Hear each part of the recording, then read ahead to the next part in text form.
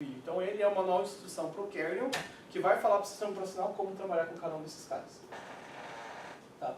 Redes é basicamente como que o computador se comunica, segurança faz parte da rede, e GUI. GUI são Graphic User Interface, então a interface gráfica do usuário. Tá. Pode ser linha de comando, pode ser Windows aéreo, pode ser várias distribuições do Linux, pode ser macOS, pode ser várias coisas. Aqui entram diversas possibilidades de interfaces gráficas. Tá. Utilizando no mercado atual, tem um monte de coisa no mercado atual, tudo bem. Classes de sistemas computacionais. Bom, quais são as classes de sistemas computacionais e onde a gente encontra ela? As três principais classes de sistemas computacionais são a sistema de emulação e prototipação, sistema de computação e propósito geral e sistemas embarcados. Tá? O que a gente tem dentro de cada um deles? Bom, o sistema de propósito geral é aquele cara que consegue fazer qualquer coisa. Ele não faz qualquer coisa da melhor performance possível, mas ele consegue fazer qualquer coisa. Quero rodar um jogo, ele aguenta. Quero fazer uma planilha, ele aguenta. Quero fazer um cálculo, ele aguenta. Quero fazer criptografia, ele aguenta. Não aguenta nenhum deles rápido o suficiente, mas aguenta. Tá? Ele consegue fazer qualquer coisa. Geralmente, um sistema de propósito geral é um computador convencional que a gente utiliza. Tá? Por quê? Porque a gente pode utilizar. Ele não vem tipo, compre esse celular para rodar jogos. Não, ou compre esse celular porque ele vai fazer apenas fotos boas. Não, ele faz muitas coisas, dentre elas ele pode fazer boas fotos, dentre elas ele pode aguentar rodar jogo, dentre elas ele pode durar 15 dias na bateria, dentre elas ele pode ter conexão 5G. Tá? Então, ele é um sistema de propósito geral. Ele não tem, você não comprou ele para fazer aquilo, você comprou ele porque ele fazia muitas coisas. Então, tipo, uma calculadora ele é um sistema de propósito específico. Mas você comprou ele porque você precisava fazer cálculo, você não comprou ele porque você precisava rodar GTA V. Tá? Você comprou ele porque você precisava, tipo, de um propósito específico dentro dele. Bom, sistema de emulação e prototipação. Sistema de emulação e prototipação são sistemas que conseguem se passar por qualquer outro sistema. Geralmente é onde a gente começa a prototipar sistemas de propósito geral. Então, você quer, por exemplo, projetar um novo processador, você vai primeiro passar por um sistema de prototipação. Você quer projetar uma nova placa de vídeo, vai passar por um sistema de prototipação. Você quer processar, por exemplo, um novo firmware para uma câmera, vai passar por um sistema de prototipação e emulação. Tá? Hoje em dia, esses sistemas de prototipação e emulação também têm vindo para máquinas convencionais. Então, por exemplo, a gente tem processadores hoje que têm sistema de prototipação.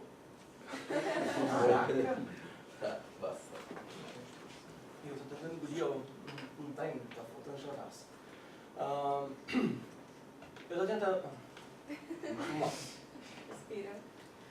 A gente tem hoje sistemas que estão trazendo um sistema de prototipação para dentro do hardware convencional. Então você tem hoje processadores que têm tipo 50 núcleos e eles têm um hardware mutável dentro deles, justamente para tentar se adaptar ao usuário. Isso tem mostrado trazer vantagens. Antigamente, por que a gente não fazia isso? Porque isso era muito caro. Tá? Uma placa dessas custava, um chip desse custava tipo, sei lá, $10.000 antigamente. Hoje você está conseguindo colocar um chip, também custa $10.000 hoje esse processador, mas ele tem tipo 50 núcleos dentro dele. Então, ele tem 50 núcleos e mais essa parte de prototipação ainda custa $10.000.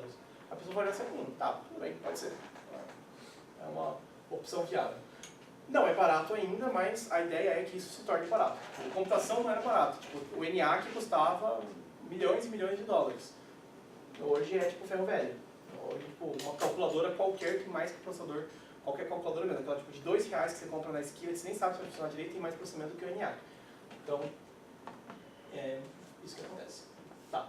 E sistemas embarcados? Bom, sistemas embarcados geralmente a gente tem um hardware pequeno, restrito, que geralmente são utilizados para fins únicos e quase sempre são baratos. Então eles não são com o propósito de serem caros. Você não vai ter tipo um sistema embarcado de $10.000. Você vai ter um sistema embarcado de R$20, R$5, meio dólar, 5 centavos. Tá. Eles são específicos e conseguem realizar tarefas específicas. Tem aqui um monte de coisa, depois tem uma lida legal, falar sobre sistemas embarcados. Tá. Onde que a gente consegue encontrar sistemas embarcados? Dentro de produtos de consumo, dentro de eletrodoméstico, automação de escritório, automóveis, tudo isso tem sistema embarcado dentro deles. Tá? Produtos de consumo. Celulares, nem tanto, hoje em dia celulares são computação geral, mas, por exemplo, câmeras digitais. Então, por exemplo, essa câmera digital aqui, que vocês estão vendo, tem a possibilidade, tem um hardware lá dentro, tem o sistema lá dentro, e tem um hardware embarcado dentro dela. Então, ela faz aquilo. Eu não posso rodar, tipo, Windows dentro dela. Tá? Por quê? Porque ela foi feita para aquele sistema operacional, para aquelas características, para aquelas funcionalidades. Então ele tem um fim muito específico. Tá? Videogame. Videogame também tem um fim específico dentro do videogame. E você consegue realizar as tarefas dentro dela. Tá. Outros eletrodomésticos, micro-ondas, telefone sem fio, termostato, máquina de lavar, por aí vai. Copiadoras, impressoras, cafeteiras, portas automáticas, catraca, tudo isso é automação escritório. Tá. Automóveis, injeção elétrica, freio ABS, suspensão ativa, controle de transmissão, tudo isso tem sistemas embarcados dentro dele. Então um carro, para ser bem sincero, ele não é um sistema. Eles são centenas de sistemas dentro do carro que estão embarcados em tecnologia que se comunicam para formar o sistema do carro. Tá. Então, quando você tem, tipo, o computador de bordo, realmente é um computador, e esse computador só serve para acumular dados de todos os sensores que estão lendo ali. Então, ele não é responsável por todos os sensores, porque se ele falhar, ele falhou todos os sistemas. Agora, tem cada um dos sistemas responsável por cada uma das coisas. Se um sistema falhar, ele verifica e acende uma luz no painel falando, ô, vai pro mecânico, está sem freio. Outros lugares que a gente tem sistemas marcados, temos semáforos, coisas do jeito. Tá. Quais são as características fundamentais? Ele tem sempre uma funcionalidade única, a restrição de projeto é bem pequena, ele tem uma necessidade geralmente de tempo real. Tá? Aqui está falando sobre funcionalidade única, sobre restrições do sistema, então pode ser por restrição de custo, ele tem que custar até R$10. Ele tem que custar até... pode ser a melhor câmera digital do mundo, beleza, mas ela custa $2.500.000. Beleza, mas ninguém vai comprar essa desgraça. Vai ser um cinema que vai ter uma dela e já era, Hollywood. Eu preciso que ela seja, eu preciso ganhar dinheiro na quantidade, então beleza, então tem que custar até R$300 para conseguir vender um monte. Então isso é até Pix. Beleza? E assim por diante.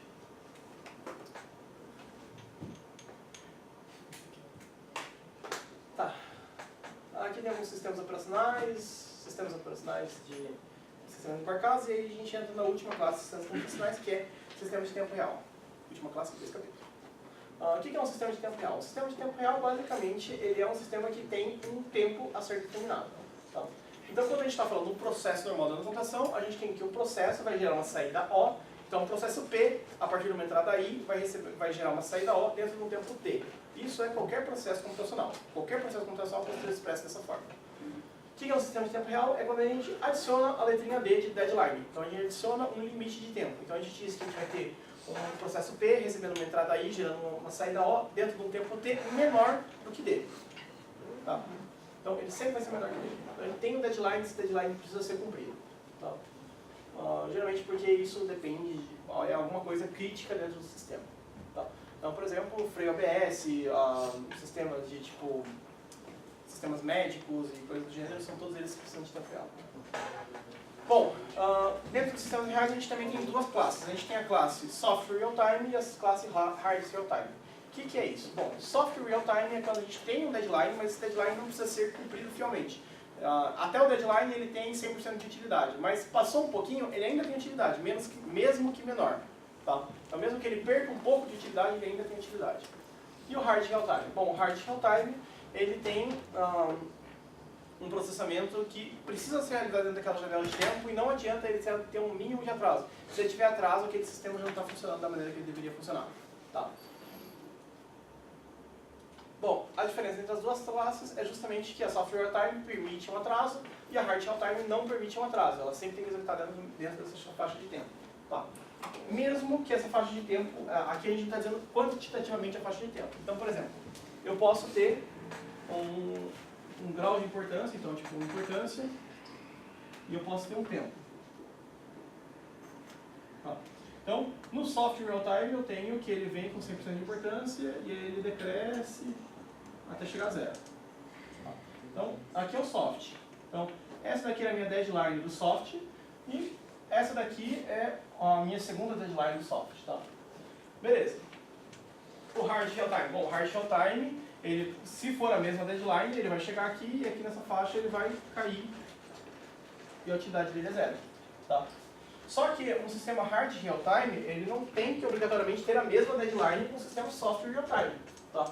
O sistema Software Real-Time ele pode ter uma deadline mais curta, para dizer que é 100% de importância, e uma deadline maior, às vezes com atraso. Por exemplo, vamos dizer, eu preciso que a mensagem, é uma videochamada, eu preciso que a mensagem seja entregue com 200 milissegundos. Mas se ela chegar com até 1 segundo de atraso, eu ainda reproduzo.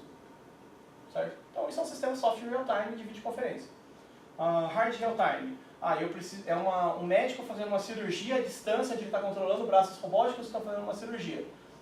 Se chegou depois de um certo intervalo de tempo, nem mexe, para de mexer o braço mecânico e volta para o médico reestabelece ali o movimento e começa de novo.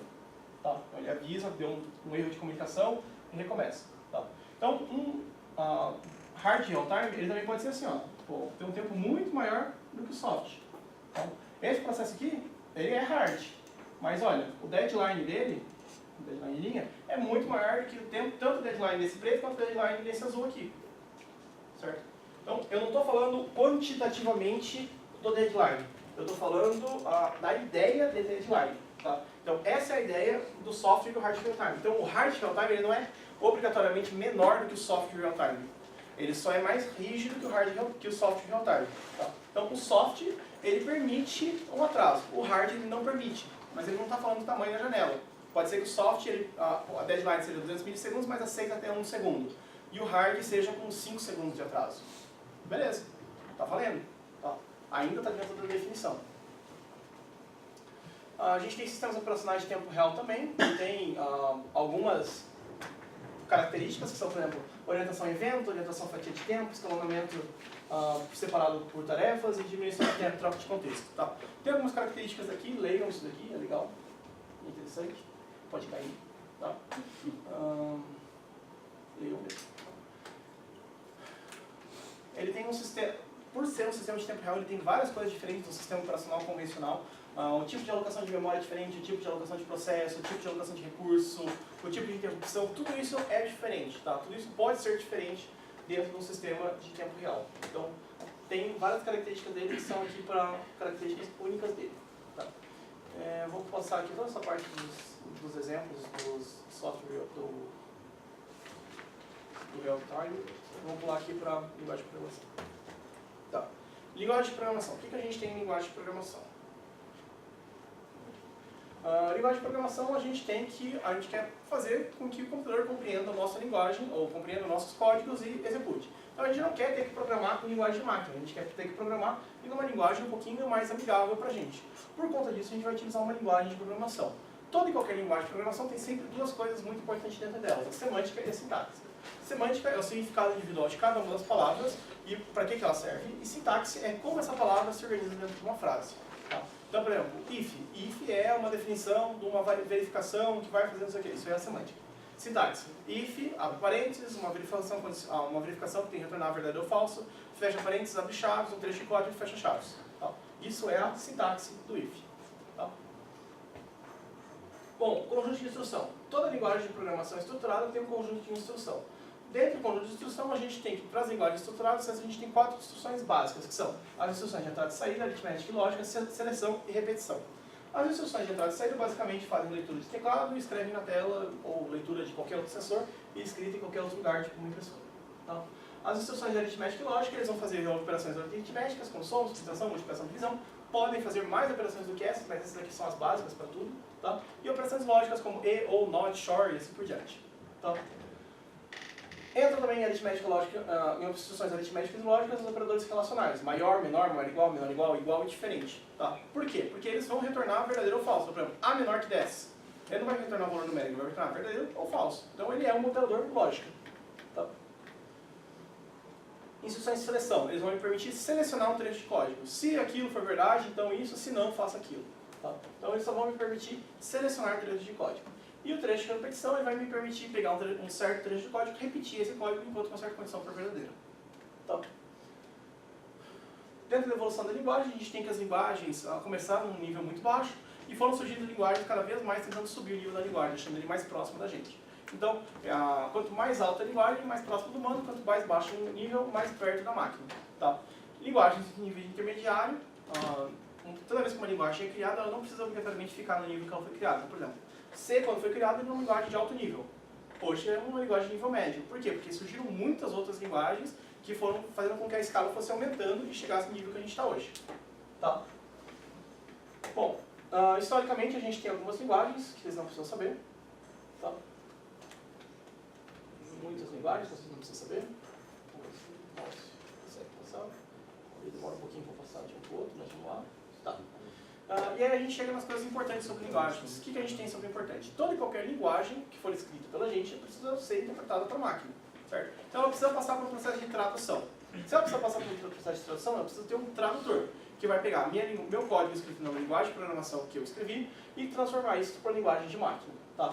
Dentre os tradutores, existem dois grandes grupos, que são os compiladores e interpretadores. Tá?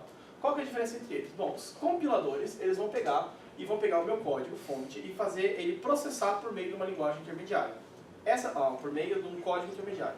Esse código intermediário vai pegar o meu código, vai processar e gerar um código binário. Tá? Por conta disso, ele vai utilizar as instruções de máquina, vai fazer algumas otimizações e coisas do gênero. Qual que é a vantagem? Bom, a vantagem é que a gente vai ter um programa extremamente rápido. Mas a gente tem duas grandes desvantagens. Quais são as grandes desvantagens da compilação? A primeira desvantagem da compilação é o tempo que ela demora. Então, tipo, eu estou com o código pronto, vou querer executar. Primeiro eu tenho que compilar, terminar de compilar para aí sim começar a executar. Então comecei a executar rápido. Então vou executar muito rápido. Quero executar de novo. Já tem alteração no código? Não, então eu vou executar de novo. Ela executa muito rápido. Tá? Então você sempre executa muito rápido. Mas você sempre tem, para conseguir executar, você tem esse tempo de compilação que às vezes demora muito. Tá? Pode demorar alguns segundos, pode demorar algumas horas, pode demorar alguns dias, pode demorar alguns anos, tá? Depende do que você está fazendo. Tá. Outro problema do compilado é que esta compilação, que demora muito, ainda fica presa para a arquitetura e para o hardware que ele está. Então ele foi otimizado para o sistema operacional onde ele está. Então se ele está rodando no sistema operacional 32 bits, ele vai rodar naquele sistema operacional 32 bits. Então se ele é o Windows 32, vai rodar no Windows 32. Se é o Windows 64, vai rodar no Windows 64. Se é macOS 32, vai rodar em macOS 32. Se é macOS 64, vai rodar em macOS 64. Se é Linux 62, vai rodar em Linux 62. Se é Linux 64, Linux 64. Android 32, Android 32. Android 64, Android 64. E assim por diante, com todas as variações que vocês possam imaginar. Tá? Então, ele fica preso na arquitetura e no sistema operacional. Certo? O que é uma desvantagem. Então, se eu quiser disponibilizar um código, por exemplo, para vários sistemas operacionais e várias coisas, eu tenho que compilar uma vez para cada um deles. O que é um saco, eu tenho que fazer. Tá? E a interpretação? Bom, a interpretação, ele tenta solucionar esse problema. Então, tudo que tinha de ruim no compilador, ele tenta solucionar. Então, ele vai pegar, ao invés de ter que processar, ele vai ler uma instrução, traduzir e executar. Então, ele vai pegar, estou pronto com o meu código, ele não tem o processo de compilação. Ele vai ler uma linha, traduzir e executar, ler uma linha, traduzir e executar, ler uma linha, traduzir e executar, ler uma linha, traduzir e executar, ler uma linha, traduzir e executar. Então, ele não tem nenhum tempo de start inicial. Eu quero rodar o meu código, é só pegar da play e rodar o código. Tá? Ele está livre de sistema operacional, ele não tem mais nenhuma tranca de sistema operacional, porque em cada programa, cada vez que eu for rodar o código, ele vai ler, interpretar e executar naquela máquina. Então, para aquela máquina. Então, cada vez que ele for ler e executar, ele vai executar para aquela máquina. Mas aí ele tem uma grande desvantagem, justamente a performance. Então, a performance dele é muito menor. Por quê? Porque ele sempre tem que ler, processar e executar, ler, processar e executar, ler, processar e executar, ler, processar e executar. Então ele sempre vai fazer esse processo. Por conta dele sempre fazer isso, a performance dele é muito menor. Tá? Se a gente fosse colocar num comparativo com alguma coisa real, lembre-se,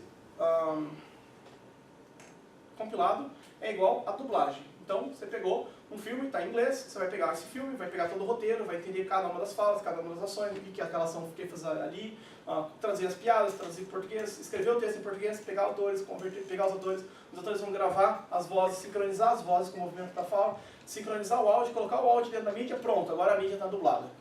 Então, eu tive que fazer todo esse processo para dublar a mídia. Quero dar o play no filme em português, só dá play e está em português. Tirei o filme, isso aqui, quero dar play de novo, vou lá colocar o filme para play em português, está em português de novo. Não precisei passar por todo o processo de dublagem de novo. Então, isso é a compilação. Ele compilou para uma linguagem diferente, que foi a linguagem de máquina. Tá? E a interpretação? Bom, a interpretação é uma palestra. Então, tá lá o cara falando em russo aqui na frente, falando russo, e ninguém está entendendo nada porque ninguém fala russo. E aí tem uma intérprete do lado dele que está ouvindo o que ele está falando. Então, ele está falando uma velocidade mais baixa, justamente para ela conseguir entender. Ela está ouvindo, processando, traduzindo e falando para vocês o que ela entendeu daquela frase. Tá? Às vezes é tipo assim, uma piada que ela não pegou. Às vezes é um termo técnico que em russo fala e era bit. E ela não ia saber converter isso. Tá?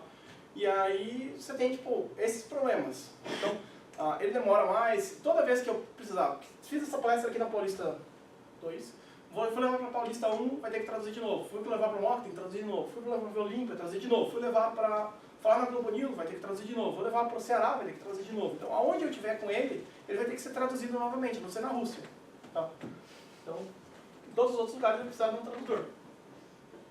E aí, olhando para esses dois cenários, surgiu uma terceira possibilidade, que é a abordagem mista. Que ele olhou para esses dois e falou, cara, você conseguiu melhorar aquilo, mas olha o que você fez com a performance, você destruiu a minha performance. E aí o outro falou, ah, mas olha só, eu sou livre de arquitetura, você está preso, não sei o quê. Aí surgiu um cara no meio que falou, tipo assim, bom, para acabar com esse problema, eu vou criar um cara que é intermediário e não vai ser o pior de nenhum dos dois. Então, esse cara aqui, o compilado, ele tinha como pior fato de ter um tempo de compilação muito alto e preso na arquitetura. E esse cara aqui tinha como desvantagem gigantesca a performance. Então eu vou ter um cara que tem melhor performance do que o interpretado, demora menos tempo para processar do que o compilado e executa em qualquer arquitetura. Tá? Que é a abordagem mista. Então o que a abordagem mista faz? A abordagem mista, ao invés da gente traduzir o código para um código binário, a gente vai pegar o meu código fonte e vou converter ele para um código intermediário. Então esse meu processo de compilação que era para binário e que precisava ser grandão, agora ele vai converter para um código intermediário, que é menorzinho.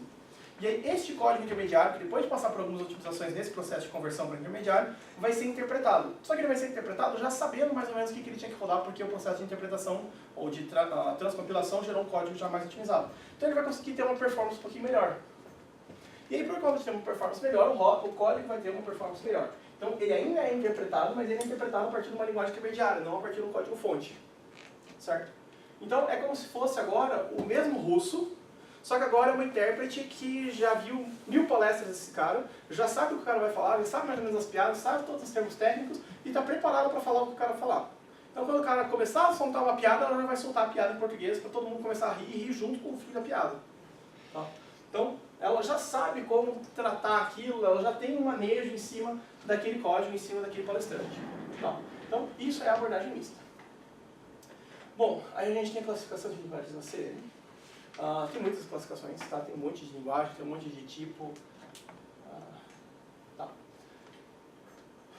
Mas o que é importante nessa classificação são os paradigmas. Então, o que são os paradigmas da linguagem? A gente tem dois grandes paradigmas. O paradigma imperativo e o paradigma declarativo. Tá? Sendo que do imperativo a gente tem como classes representativas o procedural, blocos, orientado a objeto e distribuído.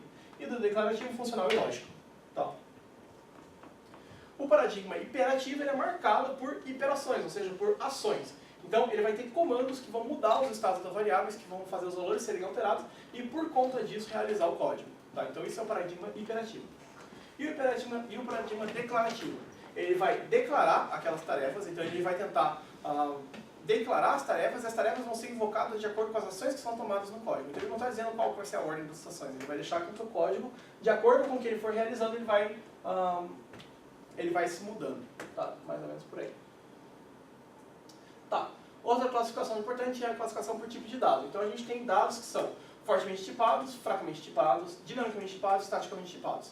A gente fez aqueles exemplos de C e Python, tá? Então, C, a gente tem, por exemplo, que ele é fortemente tipado e estaticamente tipado. Então, se eu criei um int A, aquele A vai ser sempre inteiro e ele vai ser estaticamente inteiro, tá? Se eu criei um float B, ele vai ser sempre float, sempre B, tá? Em Python, por exemplo, é fracamente tipado e dinamicamente tipado. Então, tipo assim, eu posso chegar lá e dizer, isso aqui, o A é igual a 3. Aí, de repente, A igual a uma frase, A igual ao nome de um arquivo, A igual ao ponteiro de um arquivo, A igual a uma frase, A igual a uma máquina, A igual ao IP, A igual a um processo. E eu posso fazer o que eu quiser com ele. Por quê? Porque ele é dinamicamente tipado e fracamente tipado. Tá? Ele consegue mudar o tipo dele de uma maneira muito fácil. Beleza? Então, fracamente tipados, a gente tem variáveis linguagens como PHP, Smalltalk e Python. E fortemente tipados, a gente tem Java, Ruby, C++ e C. Tá? Dinamicamente tipados, Python e Ruby. E estaticamente tipados, Java e C. Repare que aqui, Python e Ruby, eles são dinamicamente tipados. Porém, Ruby ele é fortemente tipado e Python é fracamente tipado. Tá? Então, a tipagem forte ou fraca não define se ele é dinâmica ou estaticamente tipado. Tá? Ele pode ser fracamente tipado, dinamicamente tipado, fortemente tipado, dinamicamente tipado, estaticamente tipado e assim por diante. Então, ele pode ser qualquer um dos dois. São dois pares, eu posso pegar qualquer um dos dois elementos par e formar uma linguagem. Tá? Tem algumas que não têm muita utilidade, tem outras que têm mais utilidade, depende da razão pela qual você quer fazer. E aí você tem a abstração da linguagem, que é o que a gente já comentou da abstração, nível médio, blá blá blá. Beleza. Bom, gerações da linguagem. O que as gerações da linguagem têm como objetivo? Eles têm como objetivo agrupar as linguagens dentro de alguns requisitos, ou dentro de algumas características funcionais. Então, por exemplo, a primeira geração, elas são linguagens sem estrutura de controle, onde toda a linguagem de programação é voltada à máquina. Então, é como se eu estivesse escrevendo código de máquina. Talvez não exatamente assembly, mas algum código voltado para aquela máquina, para aquela arquitetura. Tá, então eu preciso conhecer a máquina para conseguir programar ela. Por exemplo, Fortran, dentro dos IBM System 360. Tá. A segunda geração. A segunda geração a gente começa a ter estruturas de controle. Tá? Então a gente tem if-else. while, for, do while. Agora surgiu essa estrutura de controle para a gente na segunda geração. Tá? Essa segunda geração ela tem como a ideia de estrutura de controle, tá? E um dos grandes representantes foi o Algol. A terceira geração. Bom, a terceira geração, elas dão ênfase em simplicidade e eficiência. Então, eles tentam diminuir, fazer a linguagem ficar menos verbosa e ser mais funcional, ser mais prática, ser mais lógica, tá? Como o Pascal. A quarta geração, a gente tem alguns paradigmas entrando aí no meio, que no caso seria a abstração de dados, tá? A quinta geração, a gente tem novos paradigmas surgindo, como orientação a objeto, paradigma funcional e paradigma lógico. Por exemplo, o Java, que consegue representar todos esses paradigmas dentro de uma única linguagem. Tá? Depende do tipo do código que você está escrevendo, ele vai ser um ou outro. Tá? E a sexta geração, que alguns autores consideram que é redes neurais e algoritmos lógicos de programação IA. Tá? Integer Job, não precisa saber isso aqui, não precisa saber, não, nem um pouquinho, nem perto disso, nada, nem mesmo isso. Tá. E aqui a gente precisa saber o quê? Que existem também outras linguagens de classificação, então não são só essas classificações que a gente tem. A gente tem classificação, por exemplo, por linguagem de consulta, por exemplo, SQL, então são linguagens que não são voltadas para processamento, mas são linguagens para, não processamento de contas, mas processamento de encontrar dados. Tá? Linguagens de marcação, que são formadas basicamente para dizer qual é o mais formadas em estilo, tipo, isso vai ser assim, isso vai ser aquilo, isso vai ser não sei o quê, tipo, fluxos, diagramas, textos e coisas do gênero. Tá? De estilo, que é como isso vai aparecer, qual é a cor, qual vai ser o tamanho da borda, se centralizado, se não centralizado, e assim por diante. Coisas que eu não sei fazer, mas existem. Tá? Aí aqui tem a ideia de algoritmo, o que é um algoritmo, o que é uma instrução. Aí tem o robô Rally para vocês brincarem um pouquinho, mas não vou fazer isso aqui não. Tá. Rede de computadores. Estamos chegando perto do último capítulo. Vamos lá.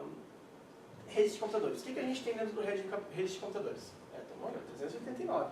Esse foi o último capítulo do Rede de Computadores, então a gente parou nele. Fomos até o final. Fomos até o final dele, isso, porque depois tem segurança, e segurança a gente não vai entrar na prova. Isso, então esse aqui é o último capítulo. Temos 20 minutos. 17 minutos para terminar esse capítulo. Vamos lá, a gente ficou 2 semanas nesse capítulo, vamos fazer ele em 17 minutos. Como é que é? O JK, né? Tipo, 50 anos em 5, né? Tipo... Vamos fazer uma coisa dessa.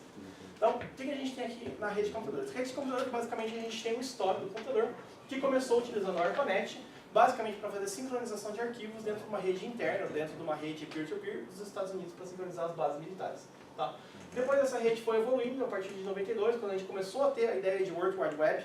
Então, ter uma possibilidade de ter uma internet, ter uma ligação HTTP, buscar sites, buscar conteúdo e trazer esse tipo de informação. E a partir dos anos 2000, realmente a internet começou a estourar. Por quê? Porque não virou mais texto, virou tipo piadinhas, virou memes, virou tipo várias coisas que as pessoas começaram a se divertir com ela. E por conta disso, a internet começou a ficar mais divertida e mais popular. Né? 17 anos. Então, o que a gente tem aqui em redes? Bom, redes basicamente vem para suprir a necessidade de comunicação. Tá? Não sei se alguém de vocês viveu na época sem internet, então tipo assim, quando se eu queria fazer uma pesquisa, você tinha o CD da Barça e o CD da Aurélio, e era isso que você tinha para o seu trabalho da escola. Então, também vou perder 30 segundos agora. Mas eu lembrei de quando eu tinha isso, tipo, eu tinha a Barça, e foi quando eu aprendi como funcionava o Ctrl-C e Ctrl-V. E eu achava genial aquilo, tipo, nossa, eu podia copiar e colar o pedaço do que eu queria, não precisava reescrever, porque antes era só livro, né? Tipo, catava o livro e tinha que redigitar para ficar bonitinho, formatado isso aqui. E aí a primeira vez que meu pai me ensinou o que era Ctrl-C, Ctrl-V, como que fazia para copiar e colar, aí eu fiz o meu trabalho, fui lá, pesquisei na Barça, aí copiava, pesquisava outra coisa, copiava, pesquisava outra coisa, copiava, pesquisava outra coisa, copiava, fiz a pesquisa, ficou lindo o trabalho, tudo que eu precisava estava ali na minha copiar. Fui pro Word de colar e colou só o último, eu olhei assim, cadê o resto? Né? Porque, tipo, pra mim, tira xerox dessa página, vem todas as páginas. Eu copiei todas as páginas, por que só me veio a última? Aí foi a primeira decepção, que eu passei algumas horas fazendo esse trabalho, lendo conteúdo, não sei o quê, e tive que repesquisar todo o conteúdo e reachar todo o que eu tinha pesquisado antes. Não ficou tão legal quanto na primeira vez, mas eu tava meio, tipo, não acreditar, vou fazer agora de qualquer jeito. Tinha feito legal, agora vai ficar de qualquer jeito. Mas é divertido. É isso porque a gente não tinha internet, né? Se tivesse internet seria mais fácil. Bom, quando a gente está falando de redes, a gente tem 2 grandes tipos de redes. A rede ponto a ponto e a rede cliente-servidor.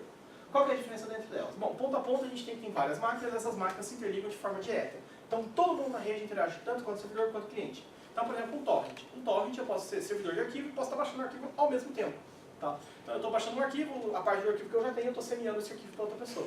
Então é uma rede ponto a ponto. Tá? Que outro tipo de rede pode ser ponto a ponto? Trabalhos. Então, por exemplo, a gente está processando um dado. Então, a gente está processando um dado dentro dessa rede.